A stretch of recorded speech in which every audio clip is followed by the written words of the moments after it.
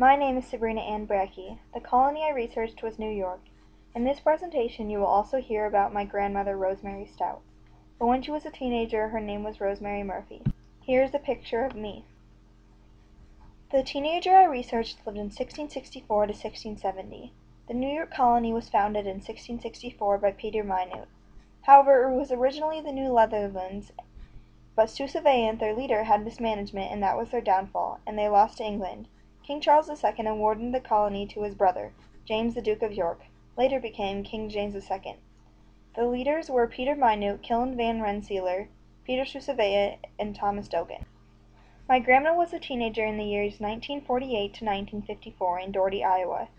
Doherty became official in the year 1900, however Daniel Doherty originally settled there in 1863. It was an Irish settlement.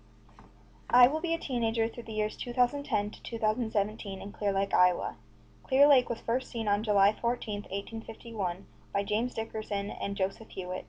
It was incorporated as a town in 1871, but the official year it was founded was 1856. New York was part of the Middle Colonies along with Pennsylvania, New Jersey, and Delaware. In New York near the Hudson River it was swampy. The northern mountains were mostly forests. The ground was very rocky but good for farming. New York was established because of its clean water source. Here is a picture of the Middle Colonies. Iowa is known for its flat and fertile land. It is great for farming. Nowadays we farm mostly corn and beans. A teenager in colonial times would most likely be weeding the garden, washing dishes, feeding chickens, knitting, working outside, making candles and soaps, picking berries, sewing, or even working on a spinning wheel. This is what a spinning wheel looks like. In my grandmother's teenage years, she spent a lot of time taking care of her younger siblings. She also fed chickens, filled the wood box and brought in cobs for the stove, cooking, and she brought in water from the well. I would say I am very dependent on my mom. My only real chore is to clean my room. I help my mom cook sometimes, but my mom would probably say my only chore is to do homework. The Germans and Dutch brought advanced agriculture to colonial New York. As a result, farming was a big part of their economy. They farmed mostly cash crops such as corn, wheat, rye, fruits, veggies. However, mostly grain. A lot of this grain could be shipped back to England after going through a mill. My grandmother's family were also farmers. They farmed oats, corn, beans, and also had livestock, such as pigs and cows, and feed cattle. Their entire family pitched in this effort. My dad, Jeffrey, owns a John Deere dealership. He also farms mostly corn but some beans. My mom works as a lawyer.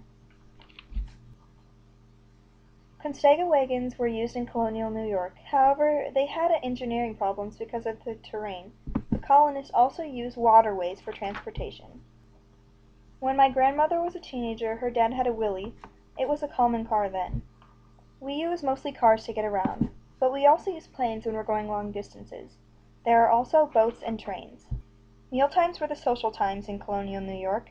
Because they grew corn, they had food such as cornbread and cornmeal mush.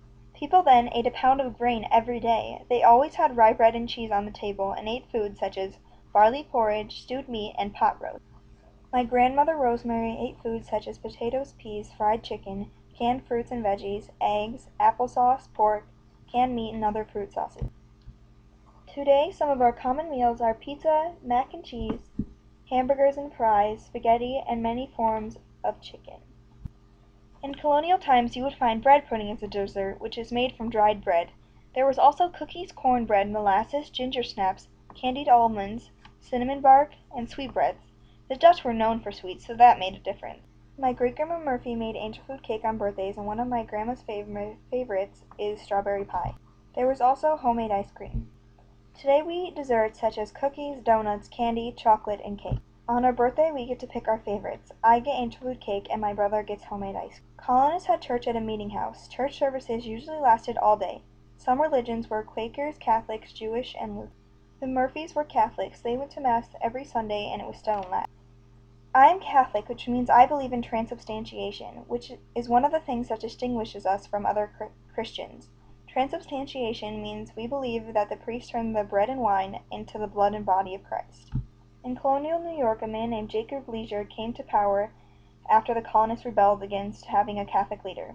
There was much change. Leisure had much hostility against England, which caused England to force him out of power, stressing and endangering colonists. When my grandmother Rosemary was a teenager, World War II ended, which caused drastic changes. As she put it, the boys came home. There was more peace. I haven't had too many changes in my teenage years so far, but I say a big change for me was the middle school renovations. I go to school a lot, and a lot of my classes have become much different and have different pathways. It was very interesting for me to compare a colonial teenager, a teenager who lived in the late 1940s and early 1950s, and me. Generations come and go, carrying forward some similarities while accepting change as well. I hope in this presentation you can see both.